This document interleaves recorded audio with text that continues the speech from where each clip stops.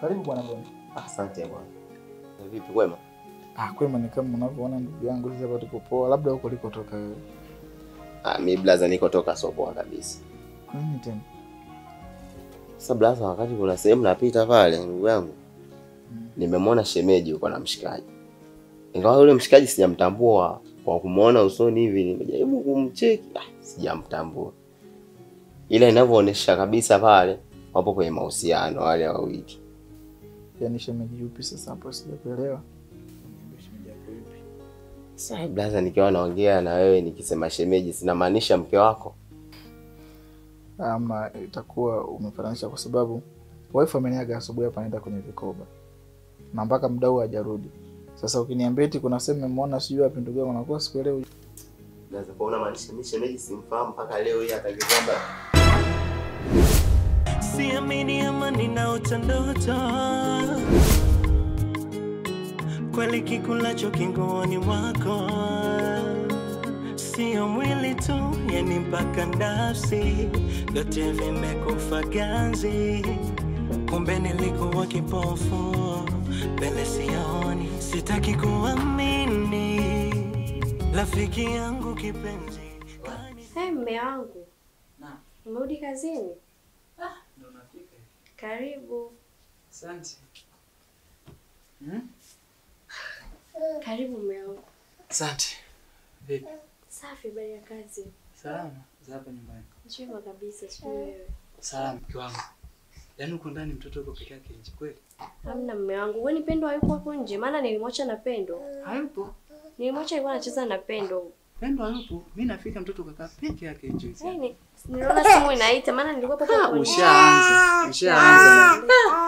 Yaani mtoto usimuone mamako. Kosa. Anagubu kama wewe. Mtoto unakuwa unafuja kama babako wewe. Eti Nilimwacha na Pendo. Oya. Lakini habari ya kazi? Kwangu leo nimechoka sana. Pole. Asante bibi, ushaandaa chakula? Ndio nishaandaa. Tayari. Ndio. Nataka kuanzia kuoga. Yaani kwa jinsi unavyojisikia. Yaani bwana nikaoga afu chakula nile baadaye. Kweli. Basi ngoja nikuandalie maji. Wewe njoo hapa, njoo mamako anaendelea chakula. Unaenda? Njoo hapa. Oya, mwache mamako bwana. Baba, sasa niandaliwe maji na wewe. Unataka msumbufu kama nilivyokuaga mimi. Salama, habari yako? Wife. Mbona leo mapema sana kulikoni? Tumekaa pale tunasubiria tu atafika na tukaa. Sawa. Kwa bwana Boni karibu sana. Ameshakaribia. Shika. Sawa, tuandalie, unajua tena muda wenyewe ndio huu. Pia hata usiniangaikie shemeji, nishakula tayari. Umekula kwako. Hapa kwa rafiki lazima ule. Kwa hiyo bwana Boni unataka kuniambia kwamba unataka urudi nyumbani kwangu usile hata chakula ndugu yangu. Kwamba tuna ugomvi ndugu yangu. Ni kweli bwana. Lakini tutakula hata siku nyingine kwa wakati mwingine. Kwa hiyo kwanza mimi sasa hivi niende harakati hivi. Kwa tutawasiliana ama vipi bro? Haya sawa.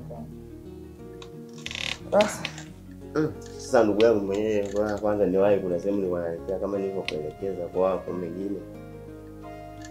Taji wangu. Sawa.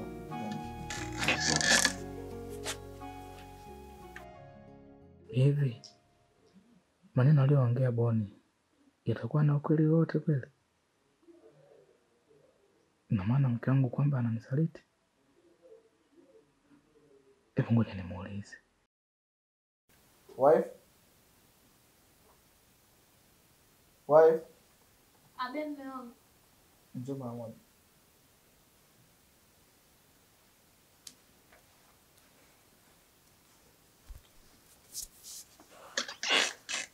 Abe mume wangu.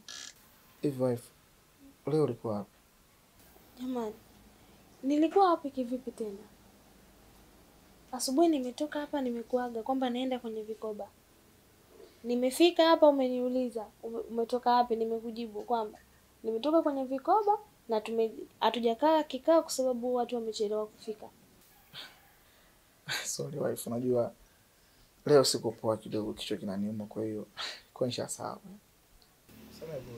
Mume wangu, kichwa tu ndio usahau mara hiyo? Haya, na dawa umetumia? Dawa sijatumia. Nitatumia pale ndipo ndaona kichwa kinaendelea kuuma. Sawa. Sawa basi. Mimi niko ndani. Sawa mke.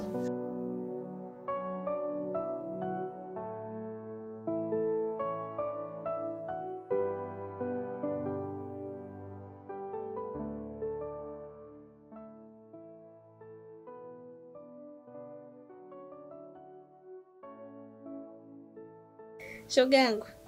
Hizi nywele jamani. Uoshe tu. Yaani hapa nakufunga mabutu tu leo. Kweli. Suke tu hivyo pale. Sawa. Hapo shogangu. Niambie shogangu. Nisaidie. Kitu gani tena hicho? Ni mwaka wa 3 sasa nipo kwenye ndoa na mume wangu. Lakini sina dalili yoyote ya kusema kwamba mimi ni mjamzito. Sitamani wala sitamani udongo shogangu. Hata sasa nafanyaje? Vipi, kwani mshawahi kujaribu hata kusema mtembee ili mjue shida nini? Yaani kama ni kutembea sio shida. Yaani shida ni kwamba nimemwambia sana lakini hanielewi na sielewi nafanyaje. Yaani nimeongea hadi nimechoka. Hawazi wala fikiri na sielewi tena ni shida. Kweli hapo kazi. Nakwambia na natamani pale kuitwa mama. Ila ndio hivyo. Ila shogangu, ningekuwa mimi ningejaribu nimsaliti. Je, nione kwa mwanaume ambaye nitaweza kupata ujauzito au ndio itakuwa kama yale yale? Ningekuwa mimi lakini. Yaani msaliti mume wangu na alivyomtata. Haya, na akigundua mimi mjamzito. Ndio maana nakwambia ningekuwa mimi. Ila sikwambii ufanye hivyo, ila ningekuwa mimi ningejaribu kutumia hiyo mbinu. Je, nione shida ipo kwangu au ipo kwake? Sawa shogangu. Nitajaribu ulichokisema, nitajaribu kwa kweli. Ila da mume wangu alivyomtata akijua. Sijui. Kuhusu hilo shogangu hata usijali, utajua cha kufanya. Yaani hilo lisikupe shida kabisa.